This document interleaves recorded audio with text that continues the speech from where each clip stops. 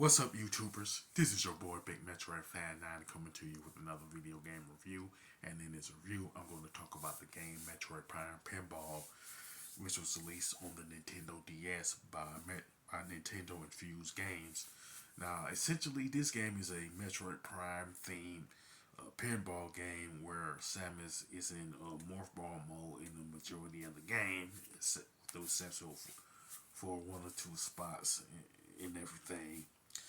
Now, the main menu pretty much consists of multi-mission, single mission, wireless mission, and options.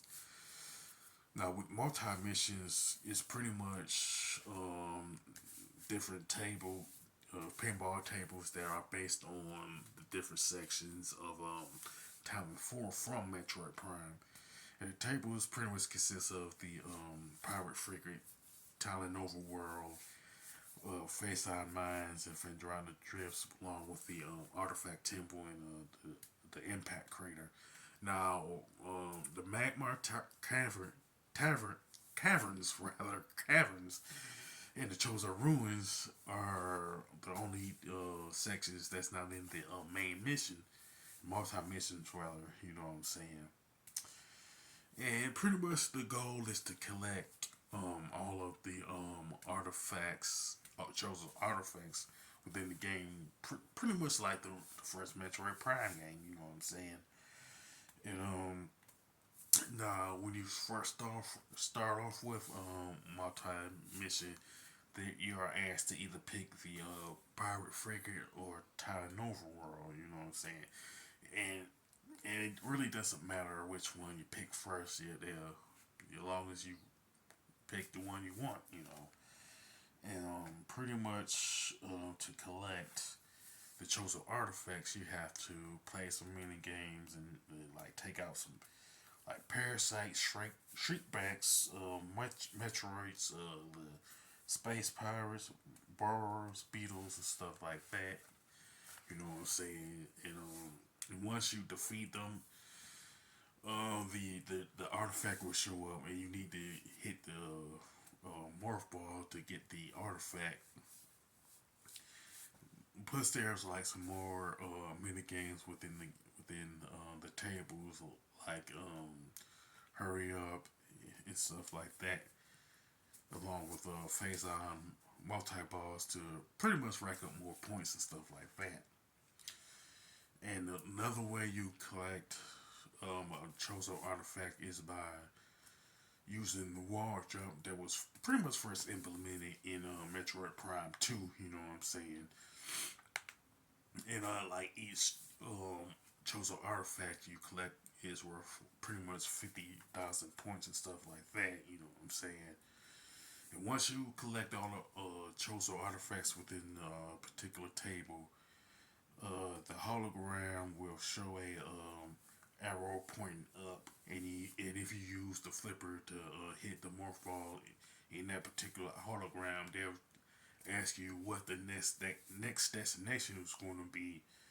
It could be if you pick say Talon Overworld. The other options are like pretty much the tables that I mentioned earlier.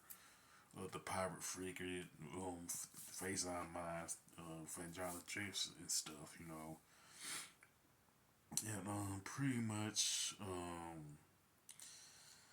like the only bosses within Metroid Prime Pinball are Thardes, Ridley, which is in Metroid Prime Meta Ridley, the core essence of Metroid Prime, and the Omega Pirate. You know what I'm saying? And you can use weapons, of course, to fight them and everything.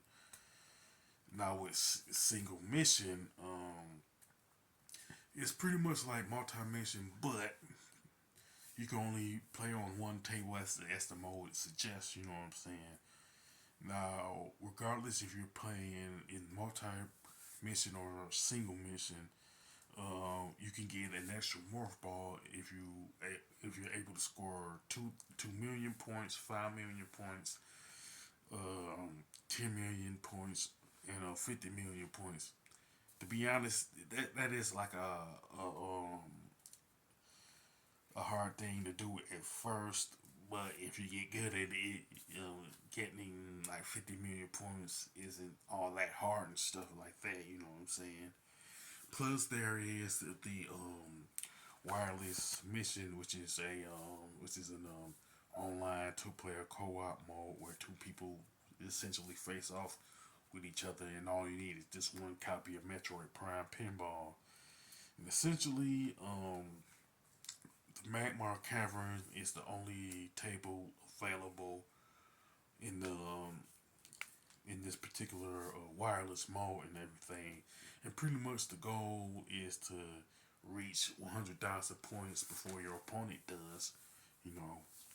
Now the graphics and design for Metroid Prime Pinball are pretty good. It was some nice color palettes, and to me, Nintendo infused games did a good job of taking the sections of Talon 4 and putting them in as a pinball tables and everything. Now the controls and gameplay essentially are no different than any other previous pinball games that were like released. You know what I'm saying? But it's a still fun game. You know what I'm saying? Especially if you like pinball games and stuff like that. Now the soundtrack is good, and it's pretty much consists of music from previous Metroid games. It is mostly Metroid, Metroid Prime, and Metroid Prime Two.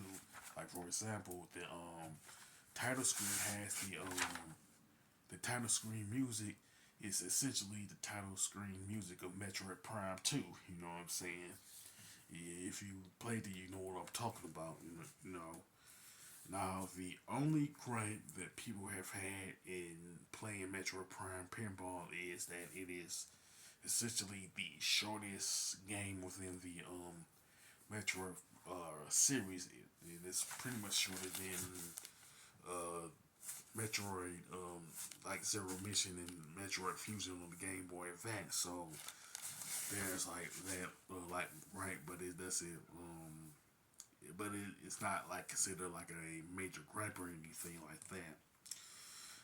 And essentially, Metroid Prime Pinball is a good game, and I recommend it to anyone who is a Metroid fan and who like pinball games in general. You know what I'm saying?